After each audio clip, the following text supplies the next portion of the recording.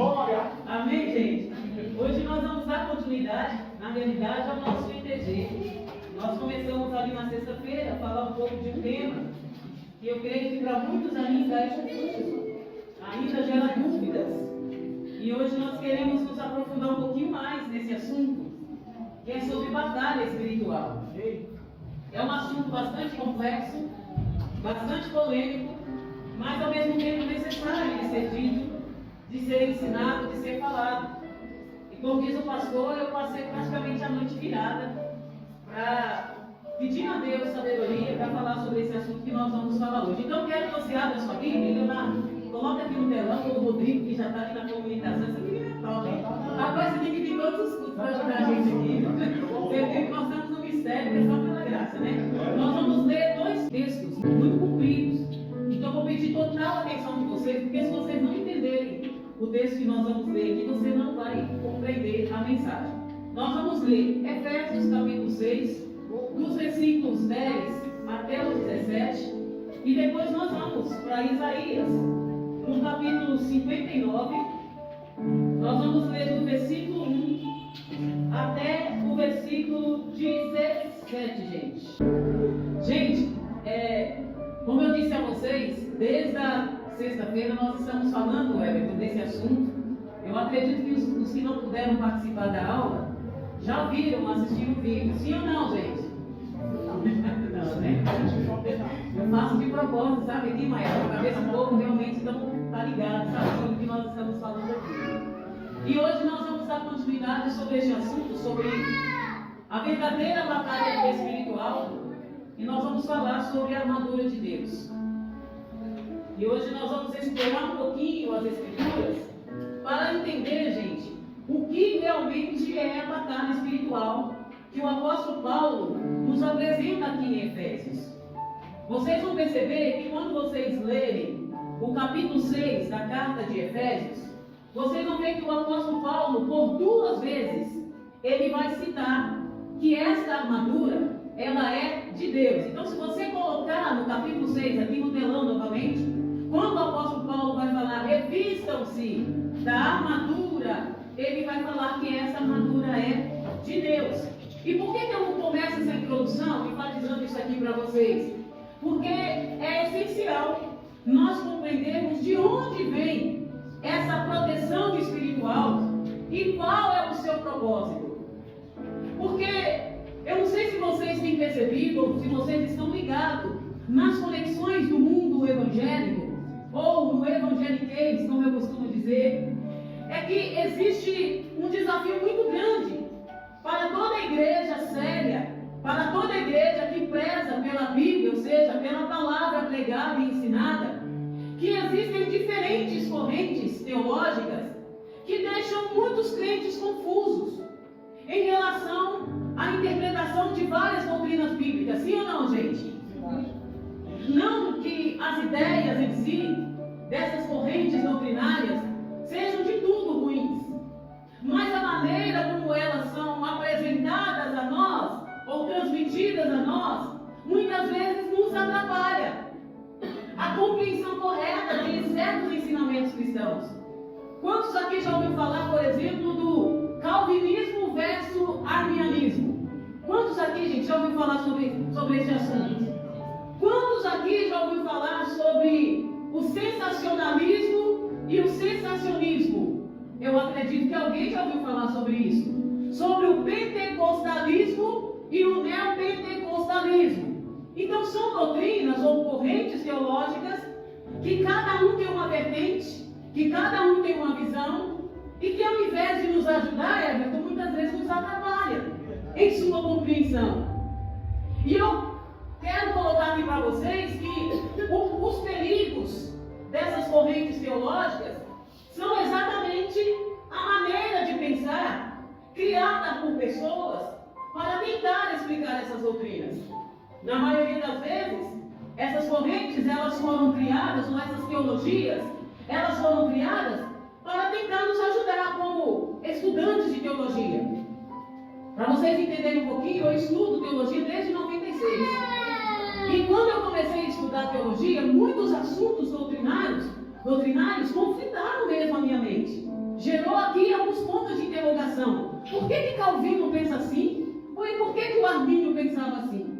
Aí eu tive que fazer toda uma retrospectiva, voltar lá atrás, começar primeiro estudando as Escrituras, porque essa é a maneira correta, e comecei a mergulhar na história da igreja, para poder compreender por que Calvino, um crente em Cristo, fruto da reforma protestante, ele trouxe uma visão sobre o aspecto da salvação diferente do Armínio.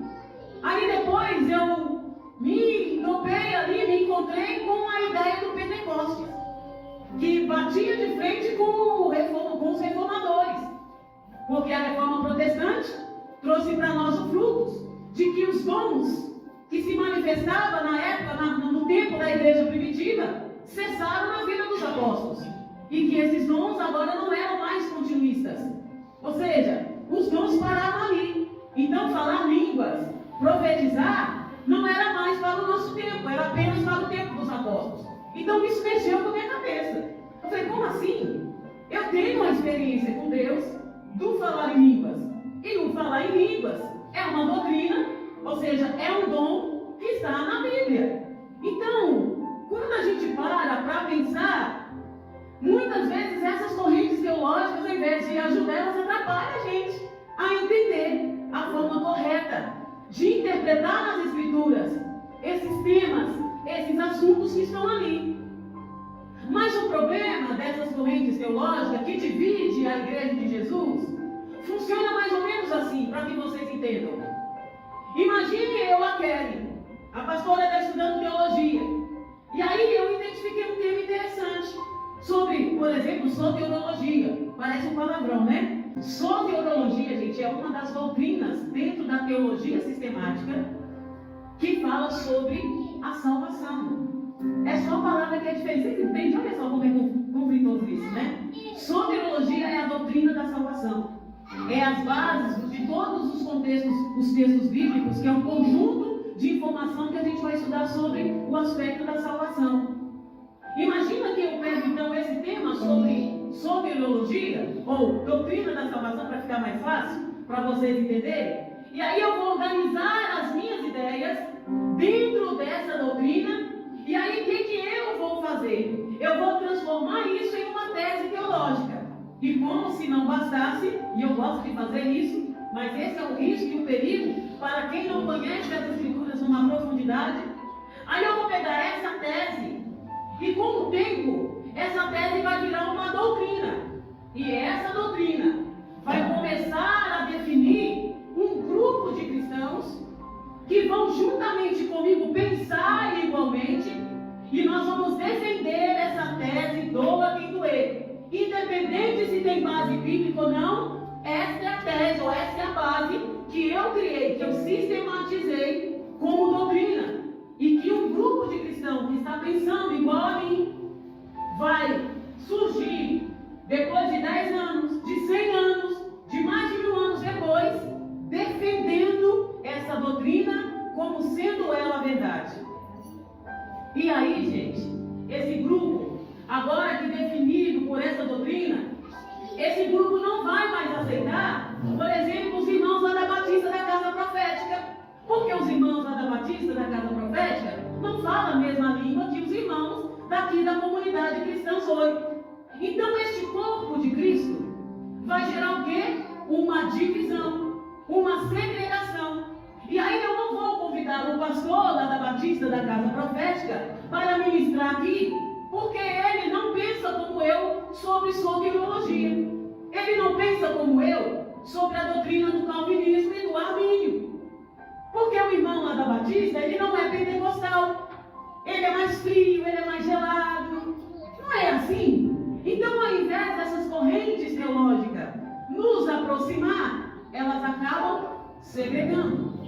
Mas o risco é quando gera ou cria-se uma doutrina sem fundamento. E aí nós vamos ver, por exemplo, o nosso irmão Nico. Quem aqui já ouviu falar do Nico? Nicodemos, gente. Reverendo Nicodemos. Ele é um presbiteriano roxo, calvinista roxo. Agora que ele começou a sair para pregar nas igrejas pentecostais. Mas antes ele nem queria pregar nas igrejas pentecostais. Não que ele não seja bíblico, ele é bíblico até demais. Mas eles, os ortodoxos, os presbiterianos ortodoxos, eles defendem uma tese no calvinismo de uma maneira tão acirrada que eles não conseguem se abrir para compreender também o movimento pentecostal, que também é bíblico, mas que se tivesse equilibrado, mas que se tivesse juntado e não espalhado, poderia contribuir muito mais para o reino. Então, gente, essas correntes teológicas, que deveria ser uma bênção para nós, no sentido bíblico, no sentido de visão de reino, ao invés de juntar, se espalham. E talvez você está se perguntando, mas pastor, o que isso tem a ver com o texto de Efésios 6, que fala sobre batalha espiritual? E é exatamente esse o problema. Que o fator, o tema, ou a doutrina de batalha espiritual, e quando nós aqui lemos, o apóstolo Paulo, ele vai trazer o assunto sobre principados, potestades e dominadores. Eles são interpretados, gente, de forma bem diferente por cada linha teológica ou corrente teológica, sim ou não? A gente vai ver lá no movimento neopentecostal, eles interpretando o capítulo de Efésios 6 através de uma guerra entre o bem e o mal, por conta dessas palavras que eles encontraram aqui no texto, de principados, potestades e dominadores. Então esses movimentos, eles dão ênfase a esses nomes, dialogando ou dizendo ou interpretando que esses principados, as potestades, é o Satanás, é o capiroto. Então nós somos crentes, agora nós temos que batalhar contra eles, porque eles que é o Deus deste mundo, e que não sei o quê. Gente, no fundo, em alguns aspectos, eles não estão errados. Mas vocês já ouviram falar que texto fora de contexto é um pretexto? Quem aqui já ouviu falar essa frase? Sabe por quê? Porque a palavra principados, ela é muito usada no grego. Significa ra, no grego. Só que aqui em Efésios, no capítulo 6, muitos interpretam essa palavra como se estivesse se referindo a uma hierarquia espiritual do mal. E não é isso que o apóstolo Paulo está trazendo dentro desse contexto de Efésios no capítulo 6. E é por isso que o texto, ele precisa, gente, ser lido e interpretado de uma maneira mais exegética. Mas, pastor, você está falando muito difícil aí no público. O que é exegética? Exegese. A exegese é uma ferramenta dentro da teologia que ela pega por dentro do texto, aquele texto, costura ele de uma forma metódica, detalhada, e traz a interpretação dentro do aspecto cultural, político, espiritual, e traz para nós a interpretação do texto de uma maneira muito clara. Até porque, gente, a Bíblia por si só, ela se auto-explica, sim ou não? Quando você lê um texto, se você está lendo a partir de uma visão, um olhar mais espiritual, o próprio Espírito Santo vai te dar entendimento daquilo que você está lendo. Mas é claro que existem assuntos que é muito mais complexo, que você precisa talvez dar uma Bíblia no original, lá no grego, lá no hebraico se for no Antigo Testamento, e no grego se for no Novo Testamento, para você contextualizar o que Paulo, o que Jesus queria dizer, o que os profetas queriam dizer. Então é por isso que quando nós estudamos temas como a armadura de Deus e a batalha espiritual, nós precisamos ter cuidado para não nos deixarmos levar por ideias humanas que geram divisões, que acabam se tornando dogmas. É engraçado, né?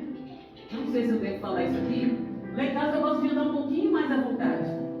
Aí a minha mãe, um tempo atrás, minha mãe estava lá em casa, e eu estava, gente, à vontade, não nua, entendo isso.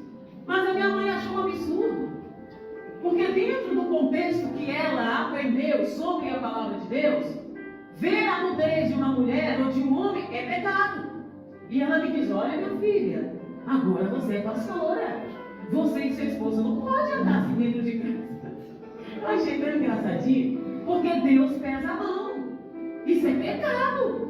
Aí eu olhei para ela, eu não vou escutar discutir teologia com minha mãe, que ela tem 80 anos, tá bom, mãe.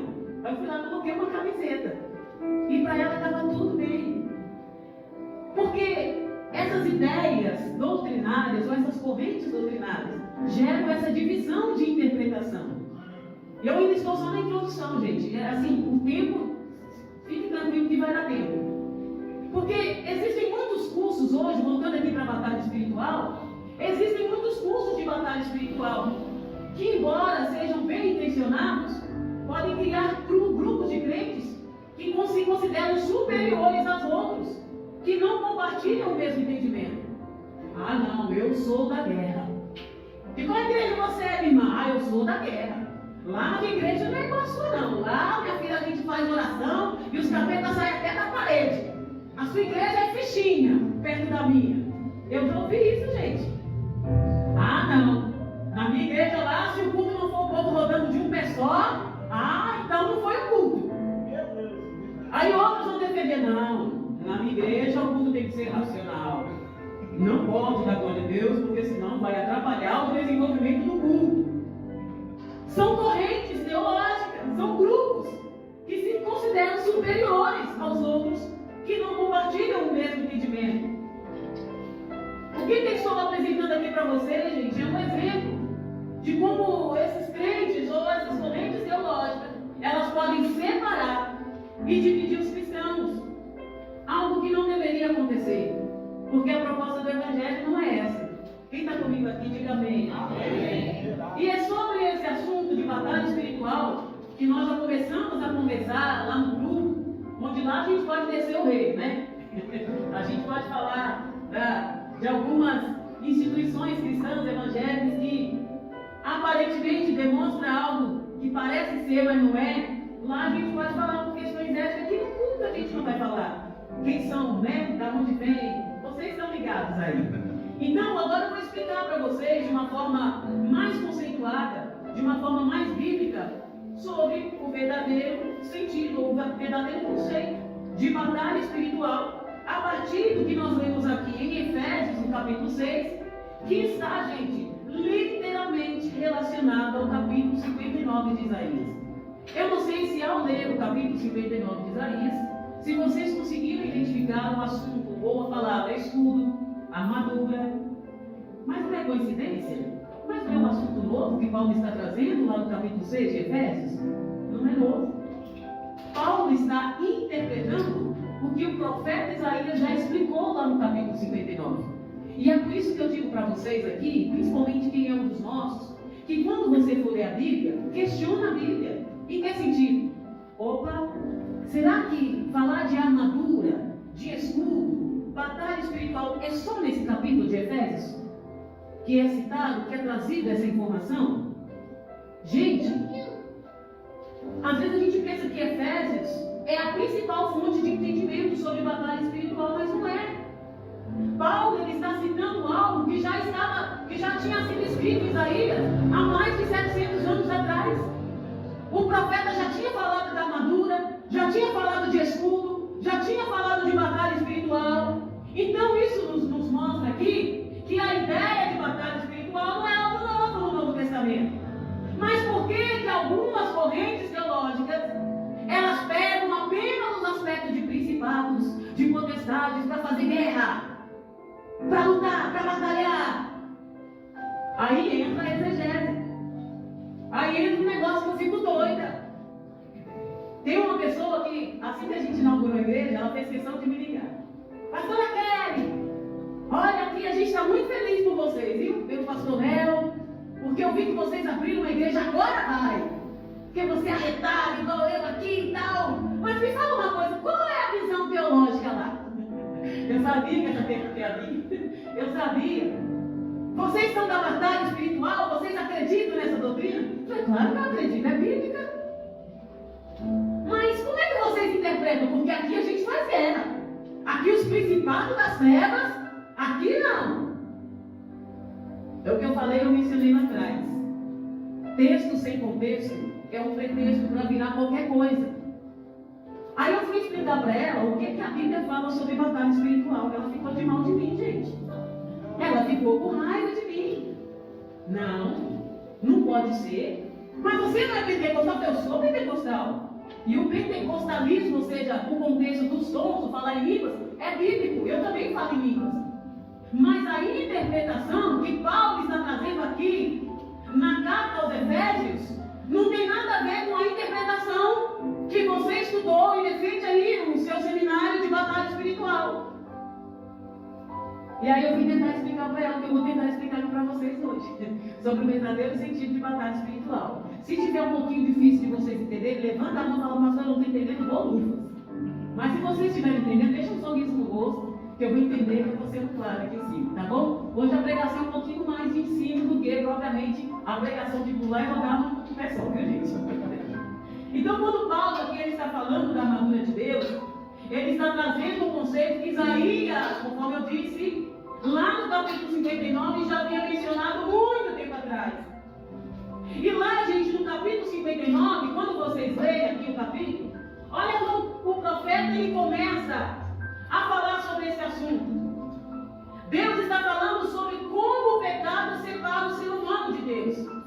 Então, quando a gente vai falar da batalha espiritual, Isaías está trazendo como que nós não podemos e conseguimos batalhar por causa de um probleminha.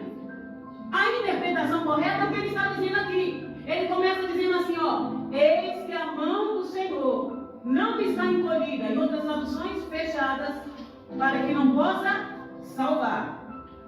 E nem os seus ouvidos tapados ou agravados, fechados, para que não possa ouvir. E por quê?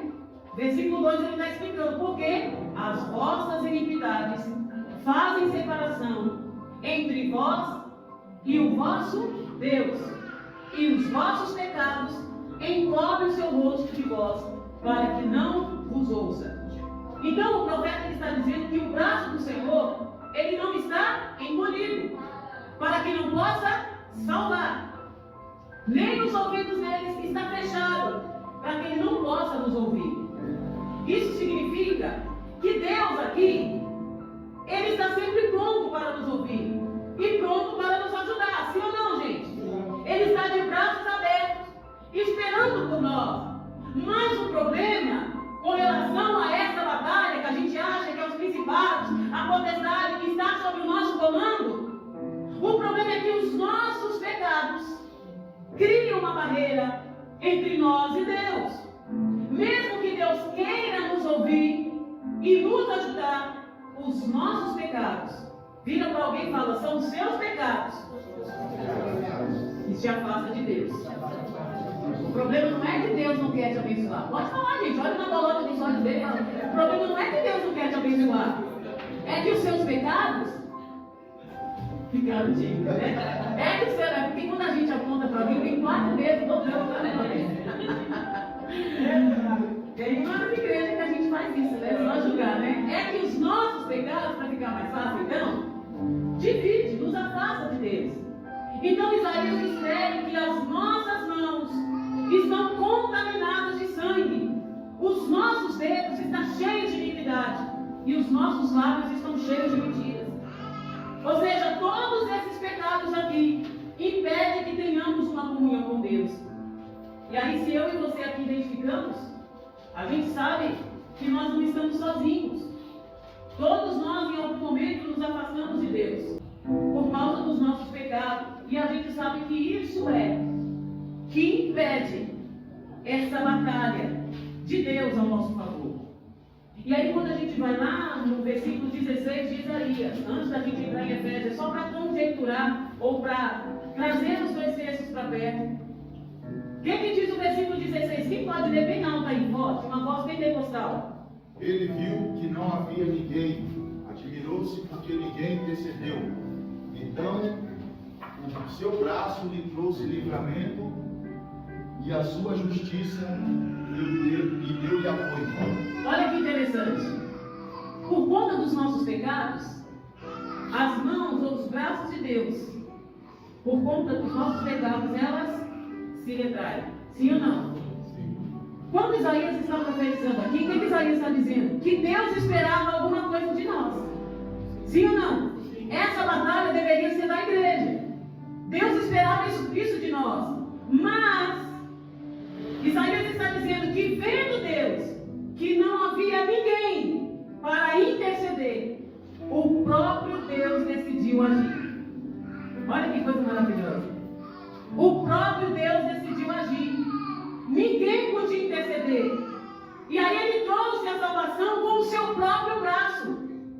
a sua justiça foi o seu apoio. Deus viu a nossa condição, gente. E ao invés de nos abandonar, isso é soteriologia, isso é graça. Ele mesmo tomou a iniciativa para nos salvar. Ele usou a justiça como couraça e pôs o capacete da salvação. Assim como Paulo descreve em Efésios 6. Se você continuar lendo no versículo 17, cadê o versículo 17? Pois vestiu-se de justiça. Paulo fala isso em Efésios capítulo 6, sim ou não? Como de uma couraça, e pôs o capacete da salvação na sua cabeça, e por vestidura pôs sobre si veste de vingança, e cobriu-se de zelo como de um manto. Mas espera aí, couraça, justiça, Paulo está falando sobre isso no capítulo 6. Então, gente, esse é o verdadeiro contexto da batalha espiritual. Não é sobre a nossa força. Não é sobre o que eu sei falar, o que eu aprendi sobre batalha espiritual, sobre principado, sobre potestade. É sobre Deus. É Deus que nos oferece a armadura para nos proteger e nos ajudar a lutar contra o pecado que nos separa dele.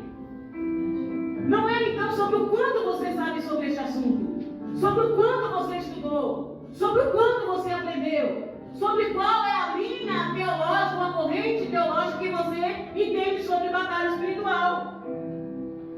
Quando nós falamos de batalha espiritual, não estamos falando de lutar por nós mesmos, porque eu não sei se vocês já ouviram algumas interpretações por aí, de crentes dizendo, hoje eu vou para a guerra, não é assim?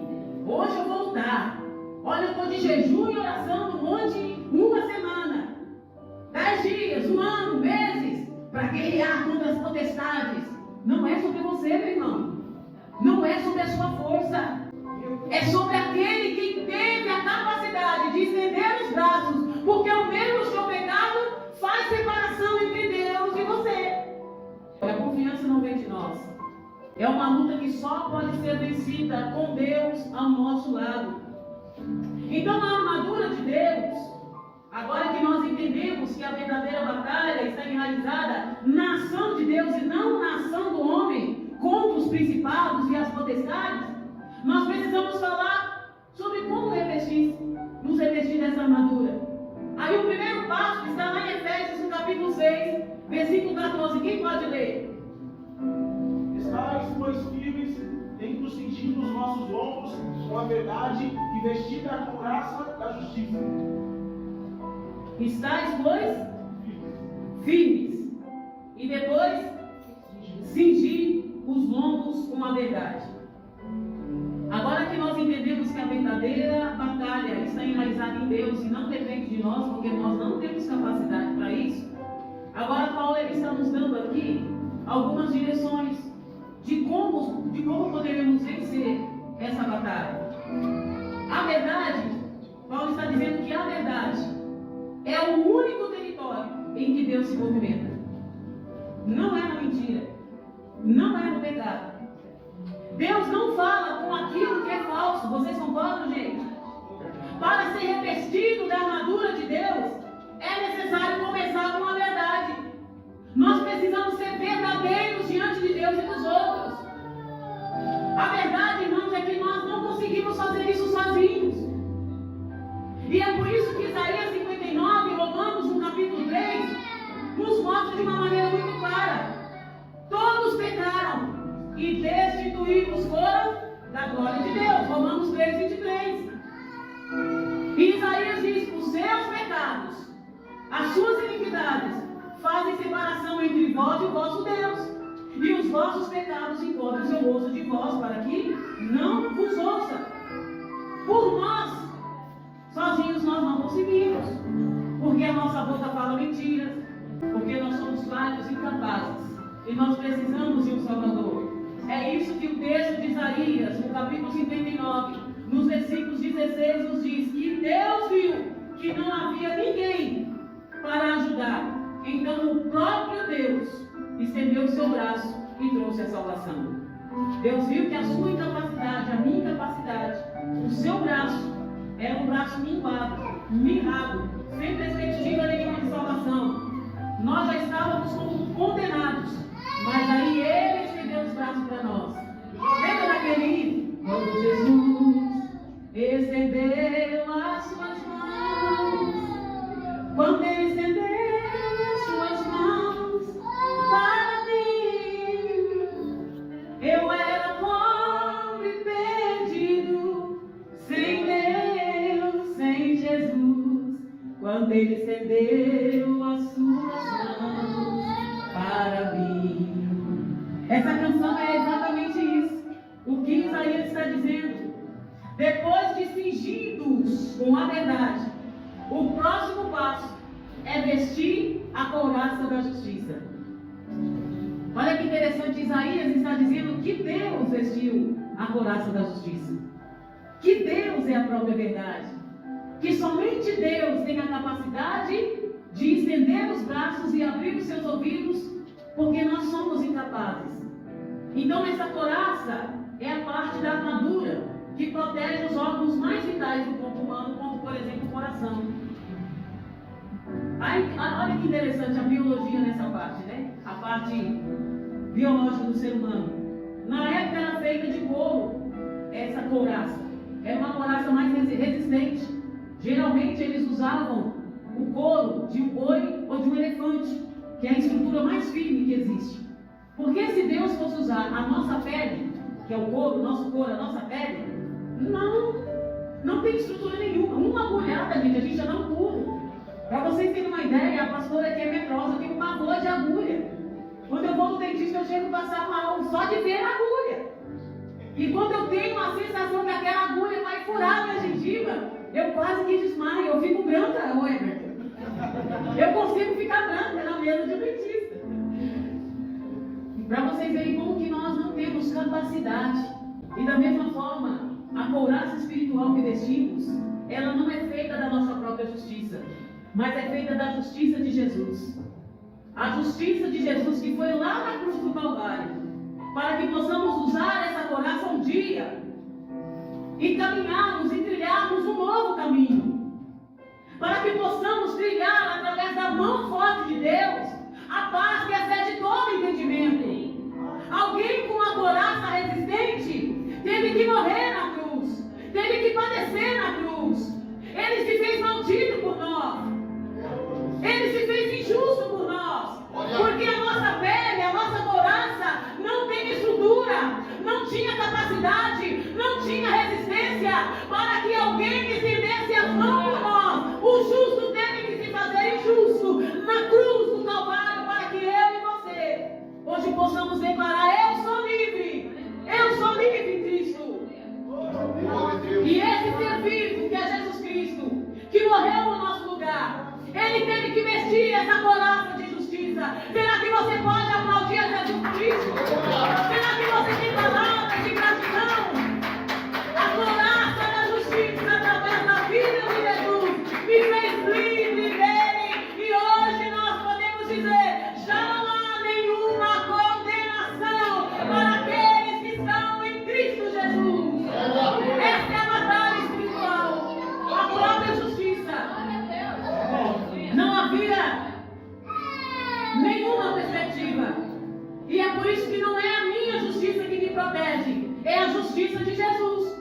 Por isso que eu não posso sair por aí dizendo: eu vou fazer batalha espiritual, sem entender o que realmente é a graça.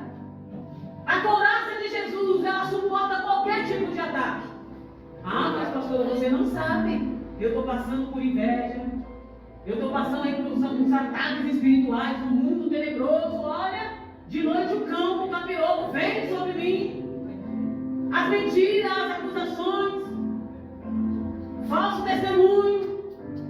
Mas quando nós entendemos que estamos revestidos, não com a nossa justiça, não com a nossa couraça que não tem estrutura, mas com a couraça da justiça daquele que veio para nos redimir.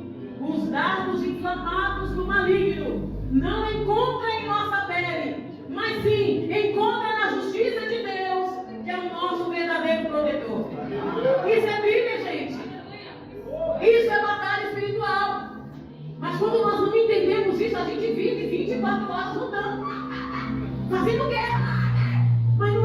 você. Não é sobre a sua força. Não é sobre a sua justiça. Ah, mas pastor, eu fui caluniada. Ah, mas falaram mal de mim. Mas peraí, você está vestida da sua justiça?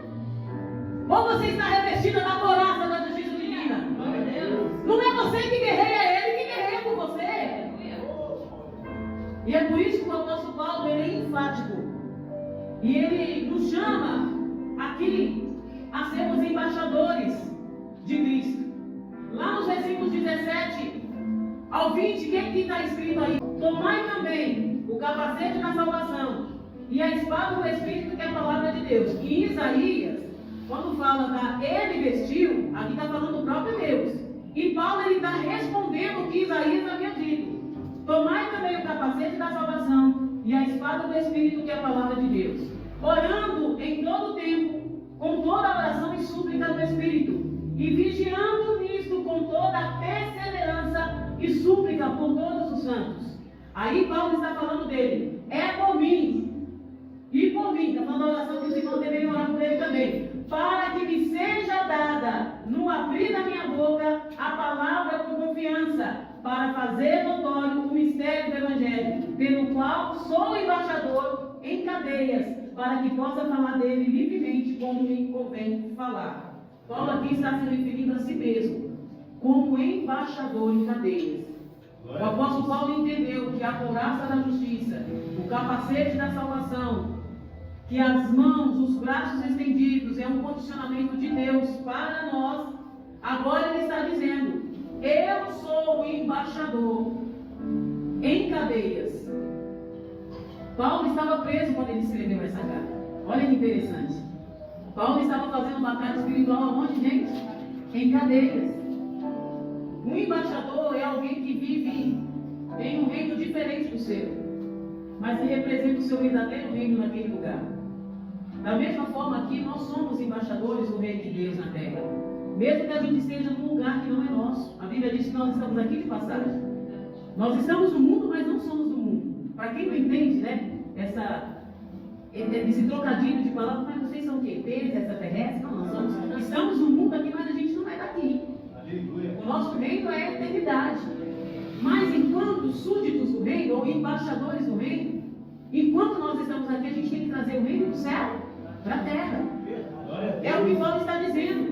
Independente da circunstância, essa é a batalha espiritual que nós temos que apresentar para aqueles que não conhecem a cultura do reino. Paulo, mesmo preso, ele via a si mesmo como um embaixador. Ele sabia que tinha uma missão, gente. E a missão maior era representar o reino de Deus onde quer que ele estivesse. E Paulo foi embaixador em cadeias. Lá em Tessalônica, em Roma, quando ele estava ali fazendo a apologética da fé, em Jerusalém, em todos os lugares que o apóstolo Paulo passou, ele foi embaixador. E sabe o que é interessante? O embaixador ele não depende de um local. Independente de onde ele estiver, ali está a missão.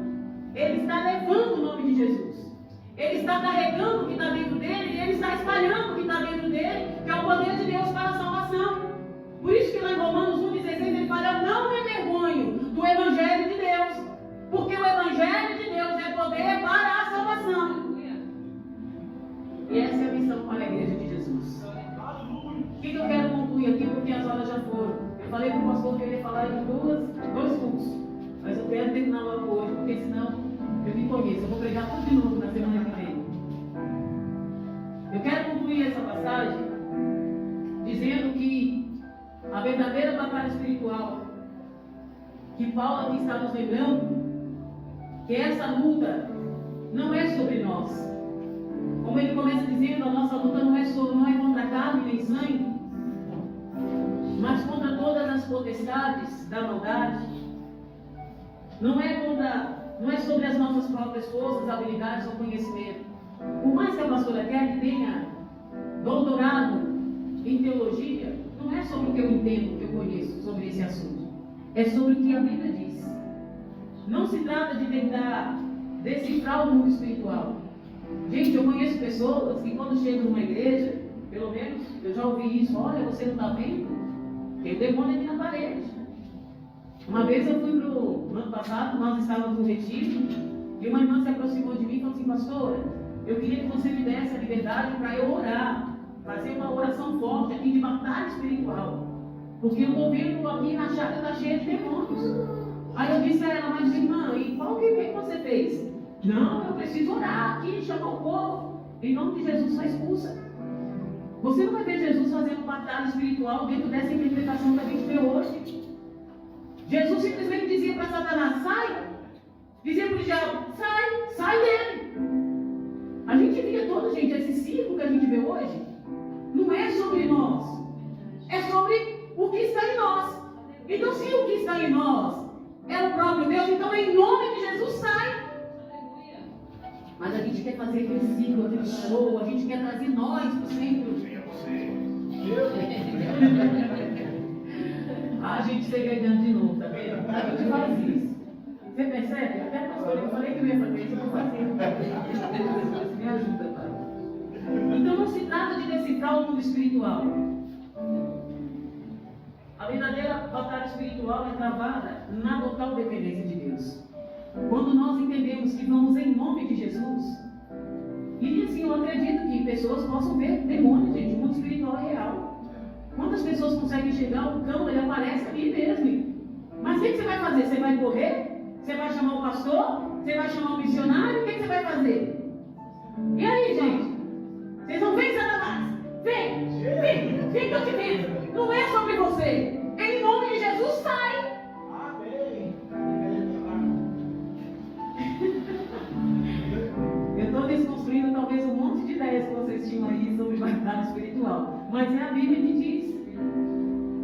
As mãos do Senhor não estão encolhidas para que não possa abençoar, para que não possa salvar. E nem os seus ouvidos estão fechados para que não possa fazer o que tem que fazer, ouvir. Mas o que separa? Os nossos pecados. E aí ele viu que não tinha um justo sequer. Deus olhando do céu para a terra não viu nem um justo sequer. Aí ele teve que se fazer justiça. Ele teve que vestir a couraça. Para que dentro de nós, no nome dele, nós simplesmente olharmos para a circunstância, olhar para as questões espirituais que a gente não consegue ver, mas sentir e dizer, Satanás, sai. Gente, é simples assim. Eu pergunto para vocês aqui, eu quero mexer com vocês. Se entrar uma pessoa aqui dentro dessa igreja hoje, possessa de demônios, a pastora ou o pastor está aqui pregando, qual seria a atitude de vocês? Me expliquem. Ninguém tem nada a dizer? É sobre isso. Porque não se trata de você, se trata do que está dentro de você. Então isso é batalha espiritual. Não é sobre as minhas mãos, não é sobre os meus braços, porque o meu pecado me separa do Redentor. Mas é sobre o que está em mim. É sobre o corpo, a coraça daquele que morreu, que se fez justo e justiça. É no nome dele que eu vou. É no nome dele que eu vou enfrentar qualquer que seja a circunstância. Aleluia. E é sobre isso, a armadura de Deus, como está escrito em Paulo e Efésios 6, nos ensina que a nossa proteção e defesa vem exclusivamente de Deus. A verdade, gente, é que o fundamento que nos cinge é o fundamento em Cristo. A couraça da justiça não é a nossa justiça, mas a justiça de Cristo, que nos foi concedida através da cruz. Nós não lutamos sozinhos, gente. Como esses povos aí de batalha espiritual, dentro de um conceito equivocado, tentam nos levar. Rapidamente, Lutero, antes de entender Romanos 1, 16 e 17, Lutero vivia se flagelando. Quem já ouviu falar de Martinho Lutero aqui?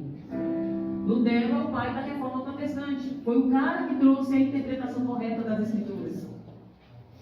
Quando Lutero entendeu que não era pelas suas próprias forças, que não era por obras, quando ele leu o justo viverá da fé, ele entendeu que a justiça não era dele. E por mais que ele orasse, jejuasse, fizesse esforço com as suas próprias mãos, ainda assim, o seu pecado não seria perdoado. Mas quando Lutero entendeu que a justiça foi feita através de um justo, pelos injustos que somos nós, aí então Lutero deixou de se flagelar. Entendeu que somente a graça do Senhor é que nos basta. Amém? Eu quero orar pela sua vida. Eu quero pedir para que você feche os seus olhos.